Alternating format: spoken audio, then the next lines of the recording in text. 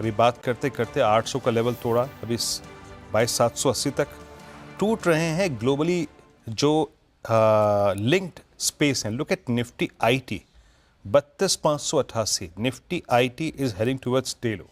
जरा प्लीज लेके आइएगा निफ्टी आई और इंडिया विक्स जो कि during the day cool off हुआ था 19 तक, वो फिर उसमें स्पाइक आया है और निफ्टी आईटी डे लो पर, मतलब आईवीज कूल ऑफ हो ही नहीं रही हैं। अच्छा, पहले एक काम करते हैं, टेक्निकल ट्रेड्स थोड़ा सा बाद में रखेंगे क्योंकि बाजार में टर्बुलेंस है अभी। यहाँ पर मैं राजेश अग्रवाल जी से बात करता हूँ। Rajesh ji, good afternoon. राजेश जी, ये ऐसा लग ही नहीं रहा है कि विश्व की दो सबसे बड़ी अर्थव्यवस्थाएं जो हैं उनके हेड ऑफ द स्टेट्स जिस तरीके से बिहेव कर रहे हैं। अब आप लीजिए, चाइना ने रिटेलिएट किया, खैर उनके पास भी विकल्प नहीं है, शायद उनकी पोजिशनिंग यही होती। अब उन्होंने कहा जनाब हम 125 लगाएंगे।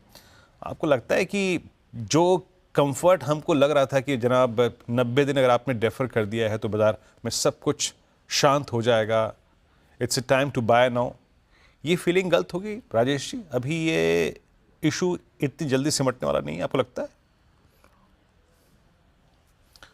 गुड आफ्टरनून वीरेंद्र जी, श्रेया और बाकी भी भाई में जो मित्रगण है, सबको नमस्कार। आपने सही कहा कि चाइना के पास कोई ऑप्शन नहीं है रिटेलिएट करने के सिवाय, और ये दो, एक तरीका से कहूँ तो दो हाथी लड़ रहे हैं और जिसमें पूरे गांव का सत्यानाश हो रहा है वाली हालत है। और हमारे पिछले जो बातचीत हुई थी पिछले शुक्रवार को, उसमें उस दिन मैंने आपको कहा था कि ट्रम्प की तुलना हम तुगलक के साथ की जा सकती है, तो वो कुछ वैसे ही अभी भी बिहेव कर रहे हैं। और 90 दिन की जो बात है, देखिए शॉर्ट टर्म में वोलेटिलिटी बढ़ी रहेगी, कभी कुछ आएगा, और कोई जरूरी नहीं है कि 90 दिन तक ही ये चुपचाप बैठे रहें।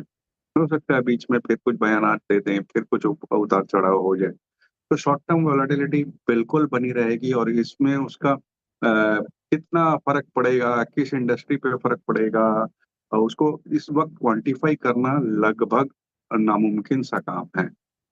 अ, एक बात तो तय है कि लंबी अवधि में एटलीस्ट भारत की जो इकोनॉमी है वो बहुत स्ट्रांग फुटिंग पे है। करंट अकाउंट डेफिसिट अगर देखेंगे तो 1% से भी कम है, फिस्कल डेफिसिट कंट्रोल में है, बैंकिंग सिस्टम बहुत कुछ काबू में है, एनपीएस लगभग नगण्य हो गए हैं, बैलेंस शीट क्लीन हो गई है, डेट टू जीडीपी रेशियो बहुत नीचे है, इन्फ्लेशन नीचे है, सारी चीजें नीचे हैं। आरबीआई ने भी 2 बार रेट कट करके अपना कदम आगे बढ़ा दिया है। जो कमोडिटी प्राइस फिर हो, चाहे क्रूड के हो चाहे मेटल्स के हो, दोनों ही में अगर दबाव रहता है तो भारत जैसे आयात प्रधान देश के लिए बहुत ही अच्छी बात है। और आगे आने वाले दिनों में इन चीजों का जो फर्क है वो कॉर्पोरेट नतीजों में दिखने लगेगा। तो एक बार ये जो नॉइज मची है, शॉर्ट टर्म में वोलेटिलिटी रह सकती है। अगले हफ्ते अगर आप देखो तो 2 दिन छुट्टी है, सोमवार को और शुक्रवार को, तो इस तरीका से वोलेटिलिटी बनी रहेगी, इसमें कोई दो राय नहीं है। दोनों एक दूसरे पर काउंटर अटैक करते रहेंगे। लेकिन अगर फंडामेंटली हम अपने स्टॉक्स पे ध्यान दें और इंडस्ट्रीज पे ध्यान दें और लंबी अवधि का नजरिया रखें, तो मुझे लगता है कि एक बहुत बड़ी अपॉर्चुनिटी है लंबी अवधि के निवेश के लिए। ओके, चलिए अब एक काम करते हैं। देखिए यहाँ पर थोड़ा सा निफ्टी निफ्टी बैंक पे आउटलुक नहीं लेते, एक ट्रेड लेते हैं, 2-3 ट्रेड्स, क्योंकि निफ्टी आईटी खिसक के डेलो पे आ गया, निफ्टी मेटल डेलो पर आ गया।